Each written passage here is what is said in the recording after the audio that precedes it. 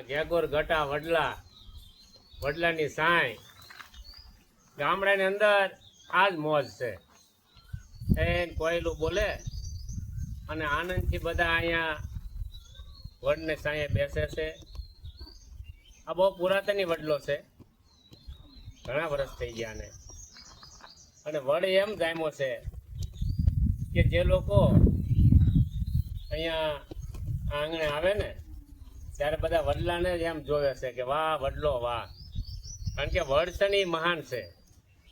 વડ તો છે ને સર્વનો દાતા છે.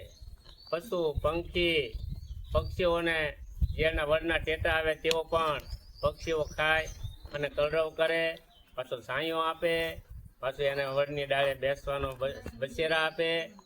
આવી રીતે વડ છે ને એ બધાને ઉપયોગી છે.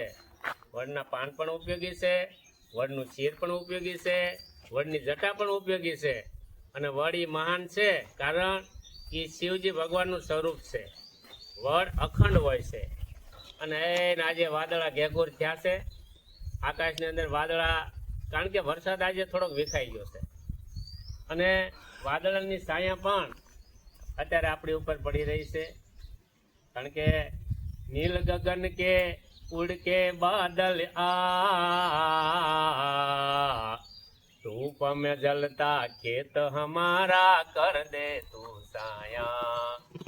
આકાશની અંદર વાદળા જ્યારે ધોમ ધકેલો હોય અને સૂર્ય દાદા તપી રહ્યા હોય અને વાદળ જો સૂર્યની આડું આવી જાય વાદળ, તો આપણું જે તપેલા હોય આપણે પર તડકો પડતો હોય એટલે ધૂપ મેં જલતા, એટલે તડકાની અંદર આપણે જ્યારે ગરમીથી આકુળ વ્યાકુળ થઈ ગયા હોય ત્યારે જ્યારે વાદળ ઉપર આવીને સાયો કરે ને ત્યારે આપણને બહુ મજા આવે. એમ આપણને પણ આ જીવનની અંદર આ વડદાદાની નીચે બેઠા બેઠા સંતો મહંતો ઋષિઓ આદિ બધા વડની નીચે ભજન કરી ગયા છે. અને શિવજી ભગવાન કૈલાસની અંદર પણ વડને નીચે જ બેઠા છે. અને વડની નીચે જ ભગવાન શિવજી તપસ્યા કરી રહ્યા છે કૈલાસની અંદર. કૈલાસ એ મહાન છે. અને જેઓનું આવાગમન મટાડવા માટેનું આ શિવજી ભગવાન એનું એક આ મૂળ સ્થાન છે કે આપણા જીવનને વારંવાર જન્મ લેવો પડે છે અને વારંવાર આપણે મૃત્યુ પામીએ છીએ. કારણ મૃત્યુ અનિવાર્ય છે. મૃત્યુ આપણને 100 વર્ષ 200 વર્ષ 500 વર્ષ જેવી આપણે આયુષ્ય, સંતો મંતો હજારો વર્ષ જીવી શકે છે. કારણ કે આ શ્વાસાની અંદર જો તમને એની રૂકાવટ આવડે, શ્વાસ આપણે રોકી શકતા હોઈએ તો આપણે હજારો વર્ષ જીવી શકીએ. હિમાલયની અંદર ગિરનારની અંદર હજારો વર્ષોથી સંતો જીવે છે અને રહે છે. કારણ તેઓ સમાધિની અંદર લીન થઈ જાય છે અને પોતાના શ્વાસો બસાવે છે. 21,600 ને કાળ ખાય એમ પાનભાઈ કીધું. કારણ કે રોજના આપણા તંદુરસ્ત માણસના 21,600 શ્વાસા ચાલતા હોય છે.